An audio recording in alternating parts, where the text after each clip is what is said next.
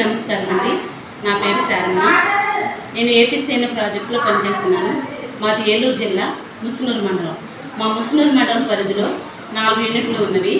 4 యూనిట్లకు గాను మేము సంవత్సరం పిఎండేస్ కిట్లు రెడీ చేయించున్నాము.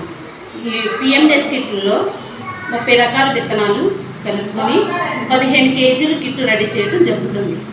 అయితే ఈ కిట్లు రెడీ చేసి రైతులకు ఇవ్వడం జరుగుతుంది.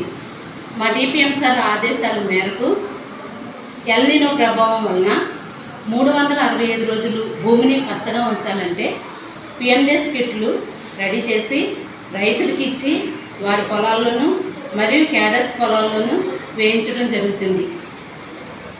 అలాగే విత్తన గుళికలు కూడా తయారు చేసి వేయటం జరుగుతుంది. మనం భూమిని 365 రోజులు పచ్చగా ఉంచాలని ఎందువల్ల ఉంచాలంటే భూమి మీద నేరుగా ఎండ పడకుండా ఉండాలంటే భూమి పైన పచ్చని పొలాలు పంటలు ఉండాలి.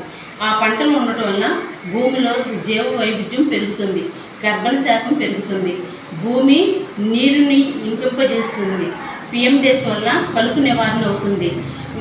తర్వాత పిఎండేస్ వలన భూమి గుల్లబారి భూమి సారవంతం అవుతుంది. కనుక మేము ఈ పిఎండేస్ కిట్లు ప్రతి సంవత్సరం ఇవ్వటం రైతులకు ఇవ్వటం జరుగుతుంది. వారి పొలాల్లో వేయించి వాటిని డెవలప్ చేయటం జరుగుతుంది.